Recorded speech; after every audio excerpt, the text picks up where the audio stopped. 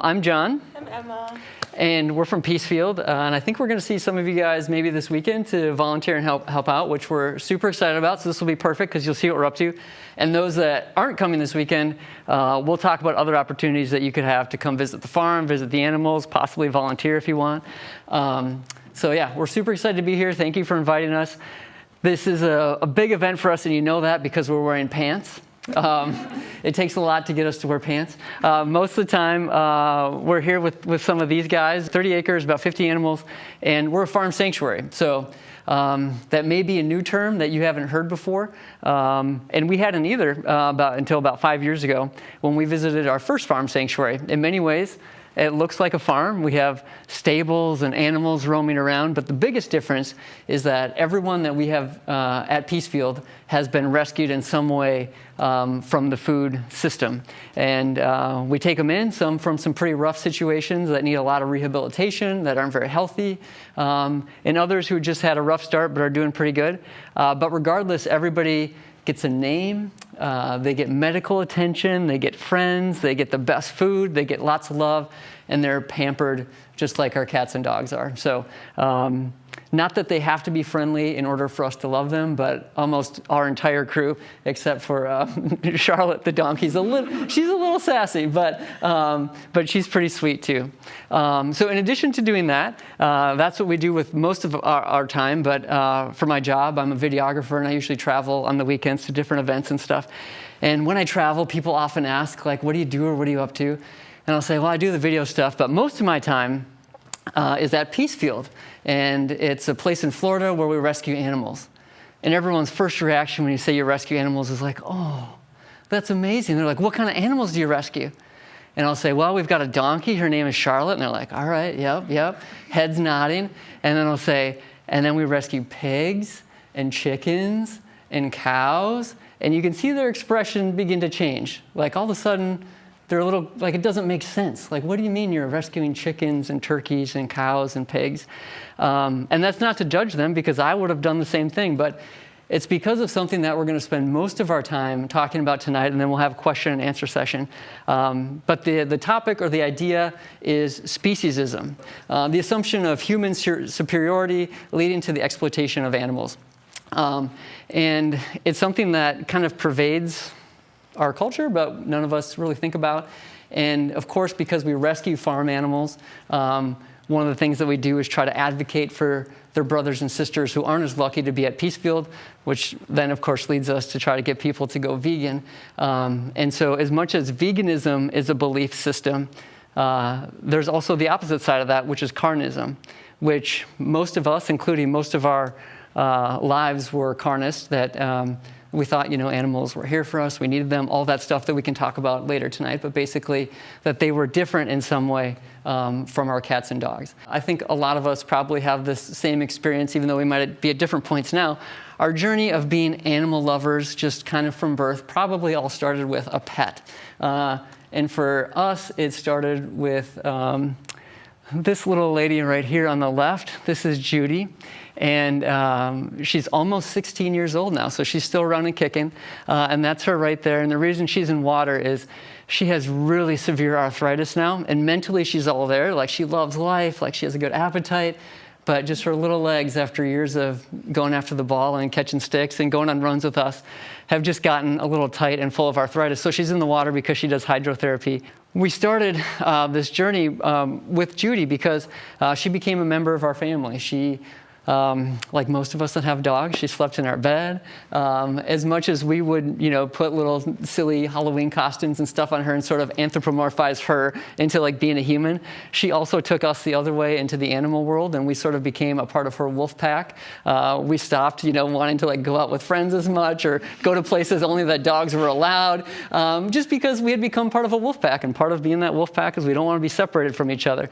And living with an individual like Judy every single day, you realize that she has preferences and a personality. She hates the oven beep, but she loves seeing grandma. Like all of those kind of things, just like us. And so that was sort of the first step on our journey. Is seeing animals as like, oh my gosh, they're human-like. They have emotions. They have full lives. When you look into their eyes, you realize somebody's home. Like somebody's home. It's a sentient being that's here with us. So that was sort of the first seed that was planted on this journey. And then I stumbled upon this video way before I was vegan, way before Peacefield was even a thought in our minds.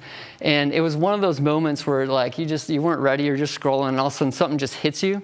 And this particular video hit me like a lightning bolt in the heart. So the kind of setting for this video is this pig here in the center. She was used, she's about 6 years old, and essentially, like pigs, the way that we get bacon and meat from pigs is it's a puppy mill. So we've got moms that are impregnated over and over again, and they have babies, and their babies go to the slaughterhouse. And so she was what's called a gestation crate for 6 years of her life. And I don't know if you guys know, but pigs are super, super smart. Don't tell Judy, but smarter than our dogs for sure. So they're these highly intelligent sentient beings. And a gestation crate, basically, it's just enough room for her body. And the justification in the farming industry is it's for their safety so that they can't move around and trample their babies when they're nursing. Of course, if a pig had enough room, there's no way she would ever trample her babies. But when she's in this tight little box, she's stressed out. She's been kept in there for years. Of course, she's going to, the moment she has some freedom, like walk around and potentially step on one of her babies. And so the gestation crate, she has to lay on her side, and there's a bar that swings into place that holds her there. And then if the farmer's really nice, he'll flip the bar the other way, so maybe the next day she can lay on this side as the pig's nurse. It's horrible. It's torture in any way you think about it. And so she was kept in that sort of situation for many years. All of her babies were taken away. This is her now at a farm sanctuary. So the story ends with a happy ending. She's at a farm sanctuary. This is her first moment being in freedom and on grass. But the reason that it hit me like a lightning bolt in the heart was because of Judy, because she started running around like our dogs did. And I think in the back of my mind, because I was an animal lover, I never really wanted to think about pigs in this way. I didn't want to think about them being individuals. I didn't want to think about them having a life, being intelligent, wanting freedom, having preferences, just like Judy did. Because I just didn't, there are many reasons, and we can talk about that in a minute, of why we don't want to initially entertain the idea of veganism. But that just stopped me in my tracks. And I wish I could say, I saw this video and I immediately went vegan and the rest is history. That wasn't the case. I watched this video and it definitely impacted me. It planted a huge seed which later would blossom into Peacefield. But we didn't make an immediate change. And what's cool is we'll fast forward a second to Peacefield. And Wilbur's story is Wilbur was on his way to the slaughterhouse. He was 6 months old. He's 350 pounds. So what people don't realize is when we eat meat, we're usually eating babies. So through all sorts of genetic things and modifications and hormones and steroids and all sorts of crazy stuff, we can basically grow babies really fast to go to the slaughterhouse because it's more efficient and farmers can make more money. And so Wilbur is this baby on his way to the slaughterhouse at 350 pounds, and he falls off the back of the truck. Truck driver doesn't see, keeps driving. Car behind calls 911. Somehow the Lake Worth Police Department gets into the Animal Humane Society. They're like, we do cats and dogs. We have no idea what to do with Wilbur. But he survived his injuries. He had a limp and he was pretty healthy. But this is his first moment at Peacefield. And the reason that it's so cool is we're just randomly filming this video. And he ends up doing what that pig did in that first video that you saw. So it kind of came full circle. This is his first time being outside. And he did the same thing. We're happy to report that actually his limp has mostly gone away, and he's actually lost about 50 pounds now that he's been with us, which is really good because unfortunately the animals that are bred to be food, they're really not meant to live past a certain date, and so the heavier they are, the harder it is for things like arthritis and osteoporosis and those things. And so he's actually a much healthier weight now. So that was just another seed on the journey, was seeing that video on Facebook. And again, I wish I could say that, boom, right away, we went vegan, but we didn't. The thing that actually got us to go vegan is this guy right here. This is Dr. Michael Greger. And this book is called How Not to Die. No animal stuff in it. It's just all health-based and reasons why a whole food plant-based diet is just the best way to live and kind of what our bodies are made for, and we can talk about that later. And so we came to this for health initially and then ended up staying for the animals and the environment. In this book, and Dr. Greger is one of our heroes, we could spend hours talking about this, but all his speaking fees, book sales, everything is donated back to charity. His grandma was saved by a whole food plant-based diet, and he just basically went into medicine to have the authority to talk to other doctors about it. And now he's become a best-selling author and does, again, a bunch of speaking stuff, but gives all of it back just because he wants to spread the word. There's no pills, potions, anything. The book is like thicker than the Bible, and spoiler alert, the end of each chapter is a whole food plant-based diet is the solution to whatever he's talking about in that chapter. We read this book, How Not to Die, started experimenting with a whole food plant-based diet, and we were runners before. We would do the occasional marathon every once in a while, which was a big deal. And if you've ever run a marathon or a big distance, you know that you have to do you have to ease into it. And so you'll do like maybe your longest run before a marathon would be 20 miles. And that would be your long run, and then you'd wait about 2 weeks, and then you'd have the marathon. Well, when we do those training runs, we would, let's say it was a Sunday, we'd do our 20-mile run, and we probably wouldn't run again until Friday, maybe Thursday if we were feeling good, because we were super sore. We were limping around the house like outpatients because we had stretched and torn a bunch of muscles and new things were growing. And the reason I'm showing you this photo is this is us on my 37th birthday. We were lucky enough to go to Maui, and we're on a little run. And we had just read How Not to Die, so we were experimenting with this whole food plant-based diet thing. And I said, I know this sounds crazy, but I'm turning 37. Let's go for a 37-mile run. We've got all day. We're on vacation. Who cares? We'll take time. We'll stop at Whole Foods. We'll get something to drink along the way, whatever. And so we did. And it took us most of the day, but it was beautiful and it was amazing. And the craziest thing, though, is the next day, I said, I think I can go for a run. It was the strangest thing because we had never, this was the first time that we were now experimenting doing these long-distance runs with a whole food plant-based diet. Since then, we've done 100-mile runs in one day and all sorts of crazy things, and are able to do farm stuff and chores and whatever the next day. I'm not saying that there's not a little bit of tightness, but it's dramatically changed. And the really cool thing is now people are catching on. It's sort of the new legal doping in professional sports. So you have Tom Brady selling a vegan meal delivery kit, and all sorts of athletes that are tapped into it. And we're more of endurance athletes, and so people might look at us and be like, "You're vegan, that makes sense." But you can also take it the other way. There's bodybuilders that are vegan, and if you guys haven't seen it, the movie The Game Changers is on Netflix. Can't recommend it enough. There's no sad animal stuff. It's just all about professional athletes and how they thrive on a whole food plant-based diet. So that's what originally got us here. And then the interesting thing was once we stopped eating animals, we started to see them in a different way. So, and yeah, if you guys come this weekend, these are all people you're going to meet. We even, just a squirrel in nature, I don't know, I felt like I connected with it more once I wasn't eating animals. And again, we just did it originally for health reasons, not expecting this sort of unintended consequence, but we felt more connected to the environment and animals around us. Even Judy and Kaiser I felt closer to, and that we saw them in sort of a different light.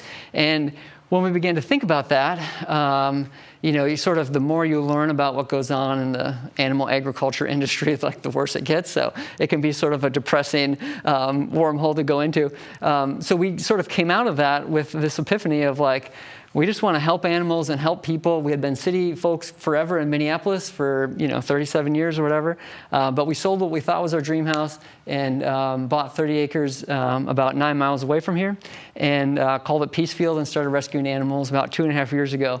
And it's been an amazing journey. Back to the idea sort of speciesism and carnism. When we do tours and stuff, and I tell people this is, and if not everyone here is vegan, that's totally okay because we weren't for majority of our lives. And we mention that when we start tours is like, this is a judgment-free zone because we'd be super hypocritical if we were judging you because for most of our lives we were eating meat, dairy, fish, all that kind of stuff. It's just sort of once we know better, we try to do better. And I'll tell people that I was the kind of person that would often stop traffic. This is actually me on a run, but usually I would stop traffic to move a turtle off the road, but on my way to Chick-fil-A. And it was sort of that idea of, okay, that doesn't really make sense. But I was on another run, and I heard this chirping, but I didn't see any animals. And basically down in this sewer, there was a bunch of baby ducks that were separated from their mom who was up on the grass. And so I pulled off this grate. I went down into the sewer. Luckily, it was just water, I think. And I got the babies out. And I reunited them with mom. And it's sort of hard to see, but she's got all of her babies in there. And I could have been reading into it, but she sort of had this look in her eye of just like, thank you. But what was really interesting is I just posted that on Instagram or whatever at the time. And the comments were, it was like my most liked post ever. And I wasn't really expecting that. And tons of comments of like, oh my gosh, thank you so much for doing that for her. That's so great, blah, blah, blah, all this stuff. And people really had a positive reaction to it. Again, because we're all animal lovers. These are baby ducks. There was no sort of cognitive dissonance, like I don't eat baby ducks, so I'm going to like this post. That makes sense.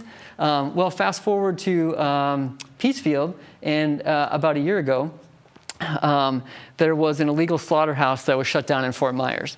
And whatever you think a regular slaughterhouse is, I promise you an illegal one is even worse. There was a court order, and so sometimes people would joke with us like, oh, are you guys the vegan police? That day, we actually were the vegan police because the Fort Myers SWAT team went in with a warrant and guns drawn and the whole deal. And we were allowed to come in after them and to take out any animals that were still healthy enough to live. And so there was just stuff everywhere. And every time we'd pull a crate away from a wall or something, there'd be like more babies. And it was really sad. Animal agriculture has a pretty big weight they throw around when it comes to lobbying and stuff. And so the laws are not definitely on side of the animals. It's on the side of the farmers. And so in order for their to even be, in order for us to come in and for this place to be shut down, it had to be pretty bad.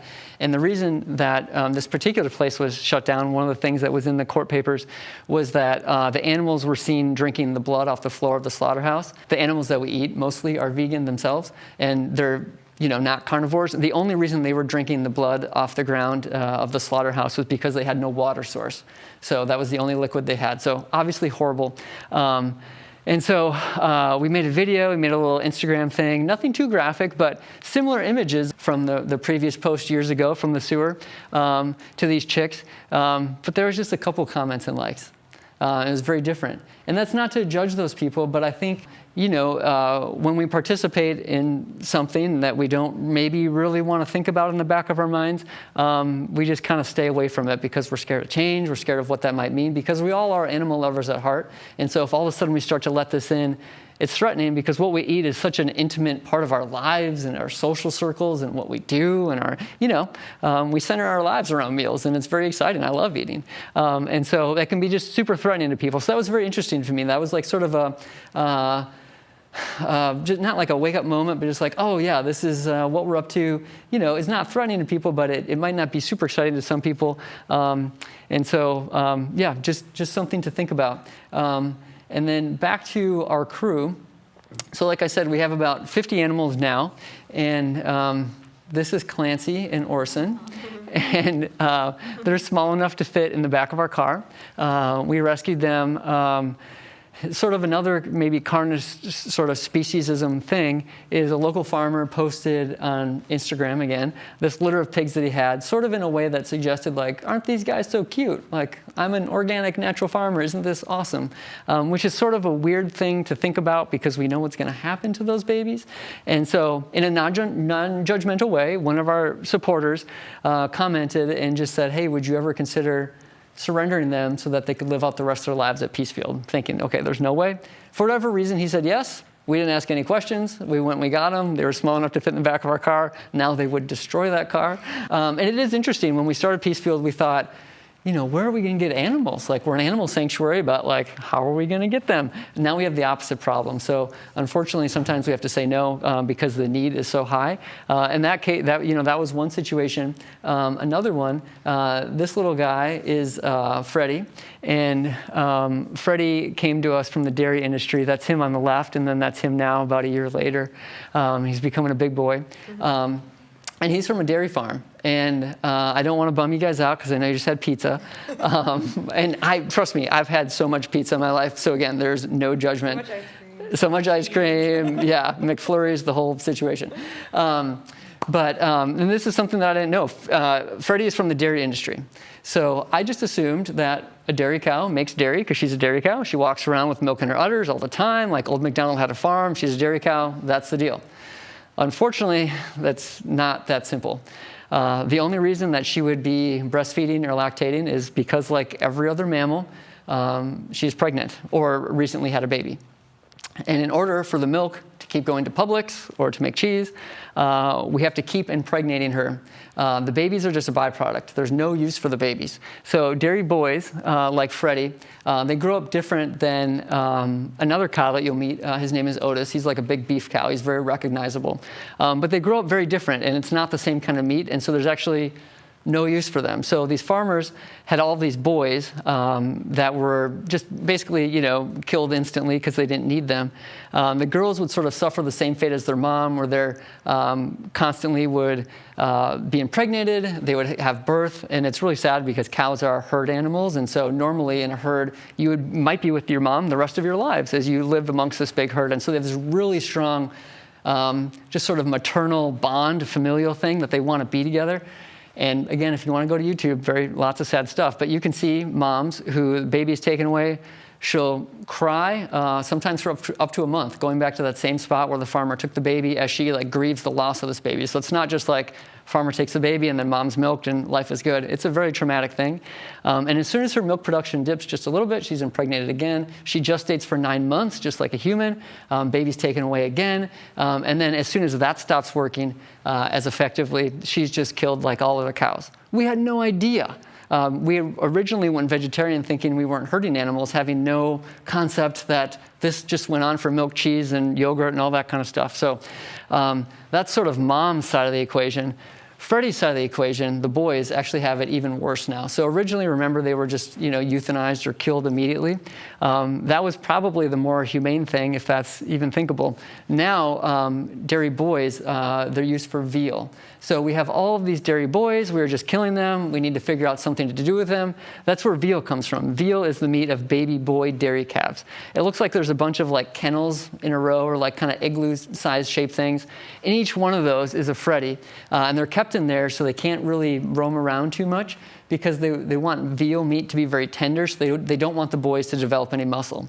So they're not allowed to move. And they're also fed an iron-deficient diet on purpose, because they want them to be anemic so that their meat is very pink, because that's a desirable trait in the veal industry. The cruelty of that is it makes them anemic, and they have diarrhea for the 6 months that they live inside their igloo. So again, just like torture, it's the worst thing ever. And so people come on our tours, and they meet Freddie, and they see him now as a big boy, and he couldn't be any sweeter. And if you guys come, he'll give you lots of licks and kisses, and he's amazing. And they'll be like, oh my gosh, I will never eat veal again. That is torture. That's like frog gras level stuff. That's unthinkable. And then we'll say, okay, that's great, but also realize the only reason the veal industry exists, it's just a byproduct, is because we eat cheese, drink milk, have dairy products. If that went away, there would be no veal industry. And that's really threatening at first, because when we went vegan, the first thing I thought about was pizza. I was like, oh my gosh. I love pizza. It's my favorite thing in the world. But the good news is, when it comes to sort of the vegan movement, now if you go to Publix or Whole Foods or Wards or wherever, you go to the dairy section, and you've got a couple coolers of 1%, 2% chocolate, kind of your standard stuff. And now there's as much, if not more, cooler sections of oat milk, hemp milk, cashew milk, banana milk, all sorts of ice creams and novelties and cheeses. And so that stuff has gotten so much better. And just an aside, because again, we could talk about this stuff forever, is I thought that would be the hardest thing to give up, was the dairy stuff. After a couple of weeks, I never thought about it again, and now it sort of churns my stomach when I see it.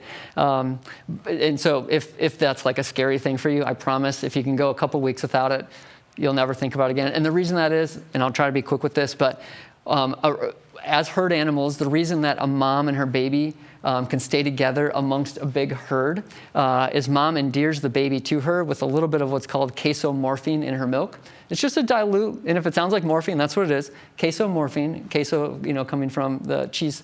But she puts this into her milk, so that just sort of, it drugs the baby up a little bit, it endears it to mom, and so they sort of bond together over this little dopamine hit that they get when the baby has the mom's milk. What is cheese? It's condensed milk. And so for 35 years, I'd been getting this little dopamine hit every single time I had pizza or nachos or whatever. And so, of course, that was the first thing that came to mind when I said we're going to go vegan. I'm like, no, it can't be. But honestly, if you can break that little dopamine hit, you'll never think about it again. And it's super easy. So that's basically the idea of, carnism and speciesism, is just seeing one as different than the other. And anytime we try to do that, whether it's through sexism or racism or whatever, we usually end up making huge mistakes.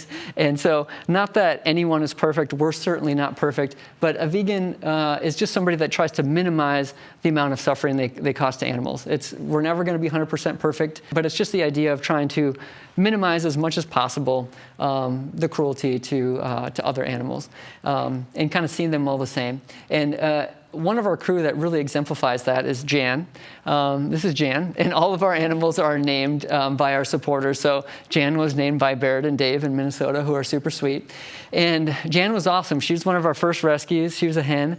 And just an aside, but just like how I assumed that cows just make milk. Well, unfortunately, there's not fun things about the egg industry as well. Chickens used to lay eggs about once a month, almost like a human. That was sort of their cycle. They've now been bred over and over again through selective breeding to lay an egg almost once a day. The reason that that's not great is, even though it's natural, it's not great because all the calcium that they put into the effort to make the shell comes from their bones. They essentially leach calcium from their bones. That's how they regulate it in their bodies. And so making a shell every single day is just really hard.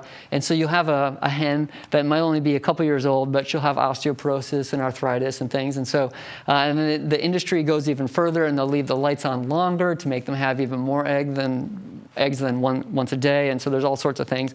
And then similarly, the girls, basically are used to make eggs. There's no use for the boys. Those boy chickens that would go to Chick-fil-A are a different breed of chicken, and so there's actually no use for boys that come from egg-laying hens.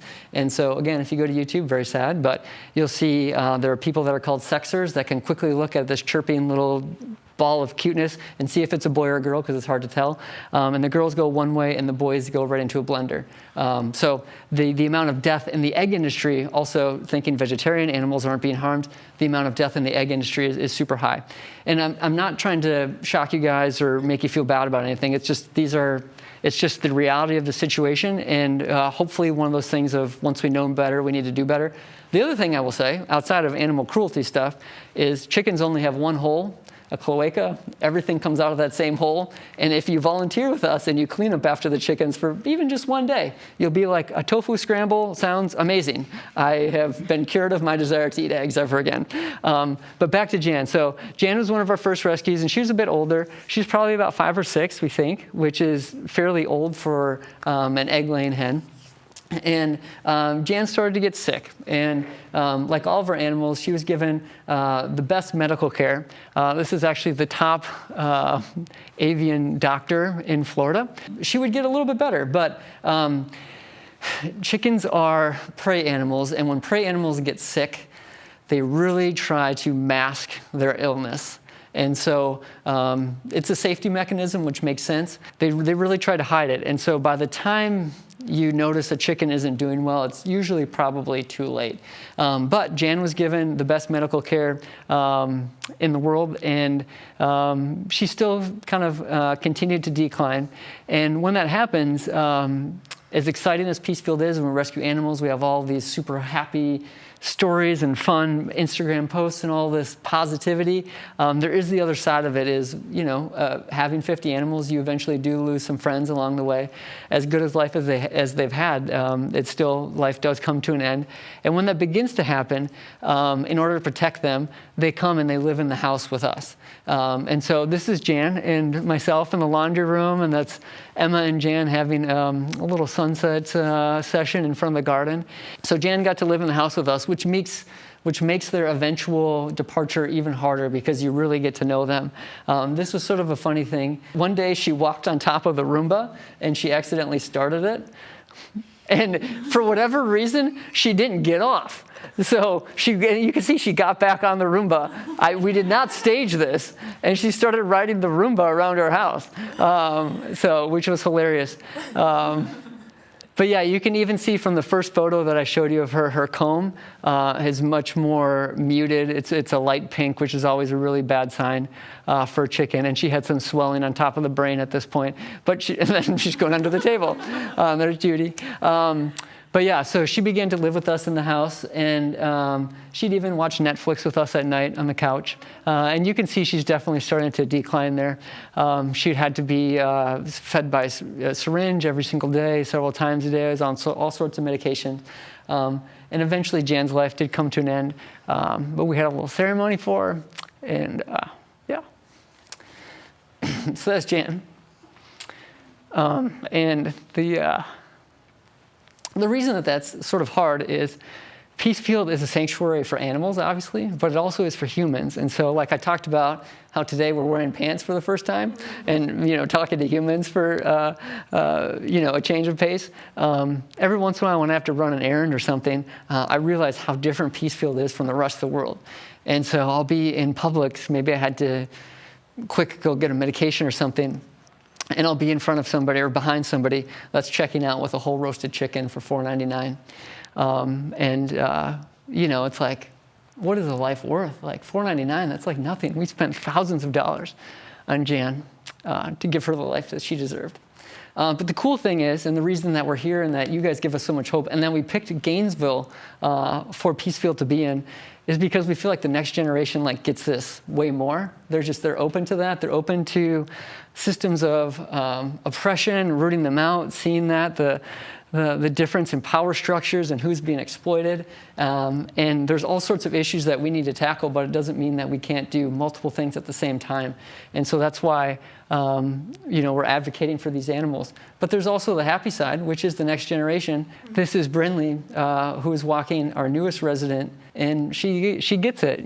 She's going to make a difference in the world. And people are seeing these guys, in a different light. I mean, they're going on a walk, just like we do with our dogs.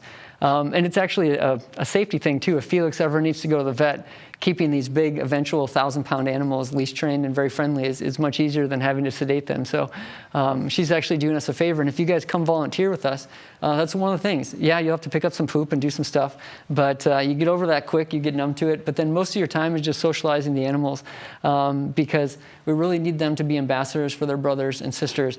The secret of a farm sanctuary isn't to rescue all the animals. Like, we would be full in a day, or not even, if we took in all the need that was around us. But the real sort of mission and power of Farm Sanctuary is to introduce our visitors to these animals so that they can make the connection that we had of like, oh, these are just like our cats and dogs. They'll pet Wilbur, he'll go down for belly rubs, and they'll look into his eyes, they'll realize somebody's home, and they have that connection. And maybe they don't go vegan right away, maybe it's just a progression, and they plant some seeds of compassion, or maybe they reduce their meat consumption, but by doing so, they individually, and you guys individually, would save thousands more animals than we ever could. So that's the real mission of a farm sanctuary and what we're up to, and that's why we, as sad as some of those things are, we do have a lot of hope. Your generation and Brinley, I feel like you guys are way more badass and able to just be like, this is who I am and this is what I'm doing, versus like our generation and maybe a little bit older, the idea of even being vegan was like, oh my gosh, like I don't want to upset anybody. It's like threatening to other people for some reason. Sort of you become a mirror, and even if you're like super like open and non-judgmental about it, it sort of reflects back to somebody else like, well, if you're not eating meat, does that mean I shouldn't? And I don't want to think about it. And so they sort of drift away, and you might lose that relationship. And so it can be threatening and scary. But like I said, you guys are just like, who cares? This is who I am. If that is still threatening and scary, Peacefield is also just like, again, a sanctuary for humans as well. So if you're like, I don't have any vegan friends, I don't know how to do this, we'll be your vegan friends. Like, we'll go to Whole Foods with you. Like, we'll go to Satchel's and show you how to order a vegan pizza that's just as delicious. And so we're happy to be a resource in that way. Any other questions? Yes. Can you explain the process and the steps you took when you first became vegan?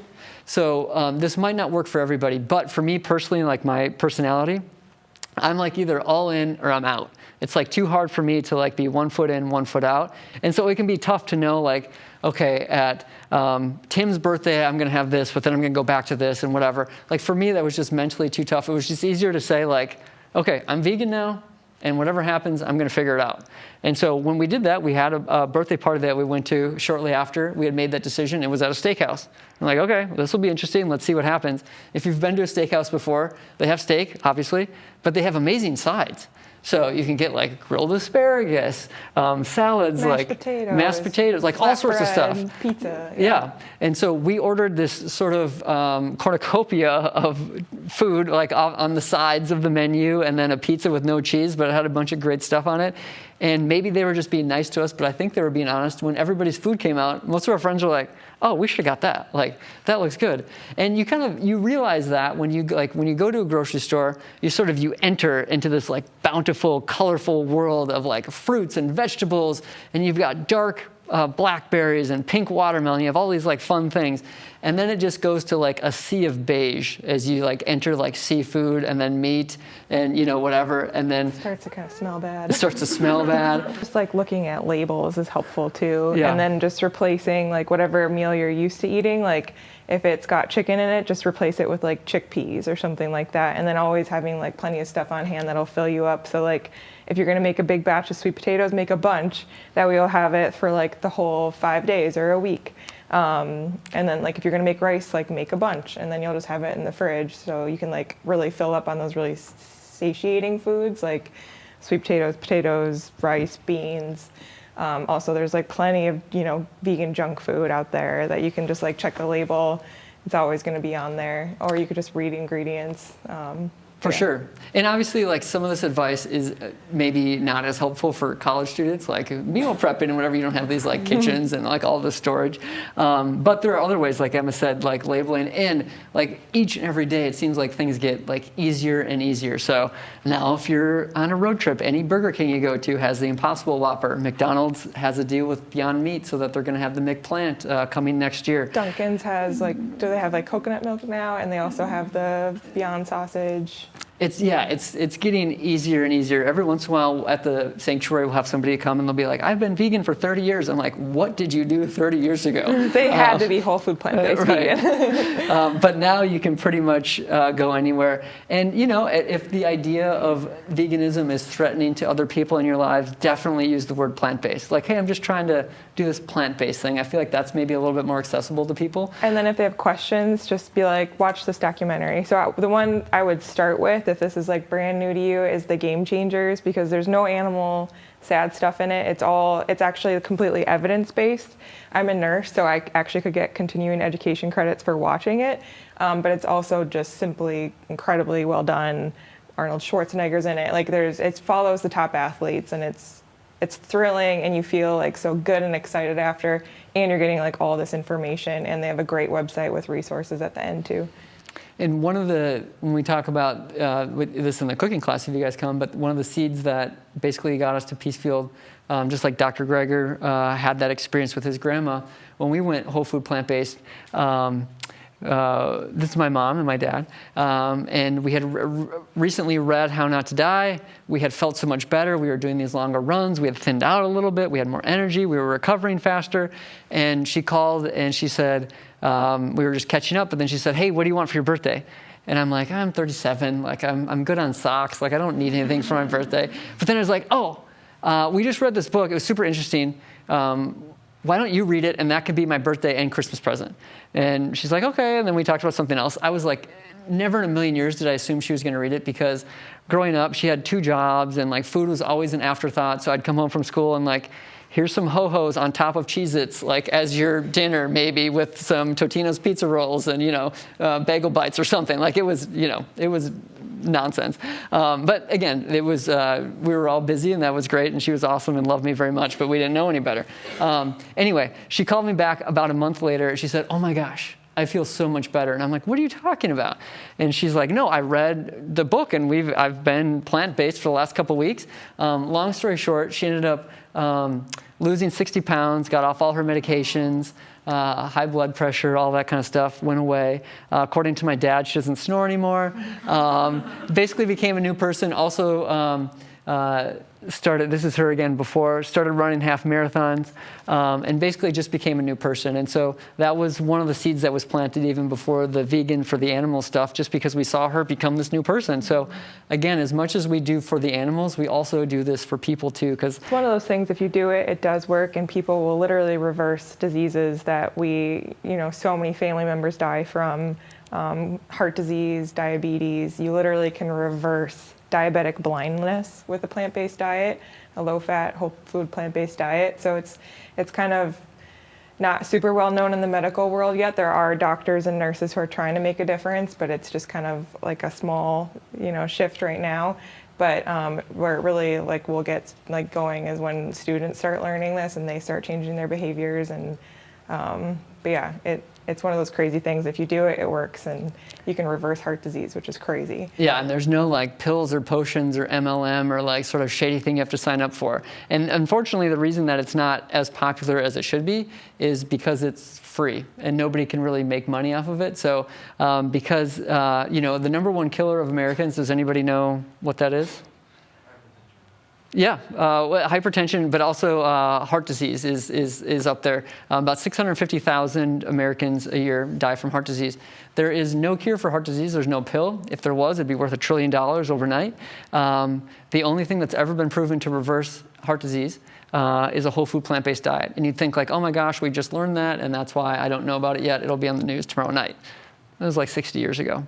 And even cardiologists know that, but it's when doctors used to smoke themselves, they weren't telling their patients not to smoke. So because at least at this point, most of the doctors aren't plant-based, they're not going to suggest a whole food plant-based diet to their patients, even though that's the one thing that could change them. Things are working their way through the marketing, the propaganda, the cracks, and people are catching on, especially through professional athletes. That's been the exciting thing to see is they're hey, this just works. I can make more money. I can play longer in my career. And so people are definitely catching on. The other thing, which we'll just mention really quick, which we haven't talked at all about, even if this wasn't the best thing for our health and we didn't care at all about animals, we still need a place to live. And so we need to talk about the environment. And this is something that, all these things were just so mind-blowing to me. This one really hit home. A pound of carrots takes about 22 gallons of water to produce. You're okay, I don't know, that 22 gallons of water, a pound of carrots, that makes sense. One hamburger, does anybody have any idea how many gallons of water it takes to produce one hamburger? There's a range. It depends on exactly where the meat came from. But on average, it's about 600 gallons, which doesn't really make any sense at first when you think about it.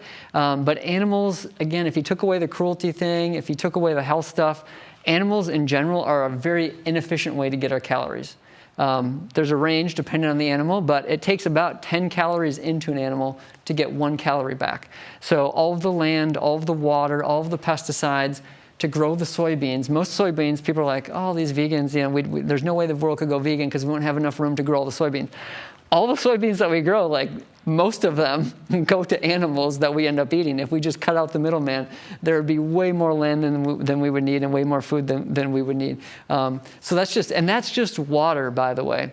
That's not taking into account, I'm sure you've heard of the methane and cow farts and all of that stuff, the byproducts, the runoff, the waste, ocean dead zones, the list goes on and on. We'll not use straws to save the ocean instead of just not eating fish to save the ocean. And most of the plastic in the ocean is discarded fishing gear, not straws. So those type of things, as you learn more, you're just oh my gosh, this is the ultimate win-win-win. And it's sort of cheeky, but our tagline for Peacefield is on a secret mission to save the world. And obviously it's not a secret mission because we tell people about it, but it is the ultimate win-win-win because we can become healthier. We can reduce the amount of suffering in the world, and then we can, start to heal the environment. Just because it's so it's the more you learn about it, you're just oh my gosh, I can't believe what we're doing to the planet. So that's another reason too, that if you needed another one, and then if we even needed another one, just because it's all in our minds, pandemic stuff, everything from the common cough to SARS, Ebola, mad cow disease. I'm sure I'm forgetting a bunch of them, but It just all, again, comes from us messing with nature, messing with animals. And, having visited that illegal slaughterhouse in Fort Myers, I'm actually surprised there's not more pandemics when you just see the amount of animals living in filth. And, that was like one little sliver in a little piece of Florida. I can't imagine, when you think about the big picture of like what's going on. So if you needed a fourth reason, there's a fourth reason, pandemic stuff. You guys have been so amazing. Any other questions? We live up to the stereotype of like, be careful if you ask a vegan about veganism, because we would talk to you forever about it. And it's not because it's like a thing of like, we want to change you. It's just like, it's like been the best gift to us. And we just want to pay it forward because it literally is the best thing I've ever done by a mile. So, and we're here to help you do it too. Yeah. And then we'll see, you guys are great. And we'll see some of you guys this weekend. And then message us. Peacefield.farm is our website. You can have a .farm, believe it or not. And there, if you ever want to volunteer, get in touch with us. You can message us also on Instagram, whatever. But yeah, thank you guys so much. This was a lot of fun. Thank you for coming in. All right. Oh, thank you. It felt chaotic from up here, but hopefully, no, it was awesome. Okay. Hopefully something made sense. Thank you. Thank you.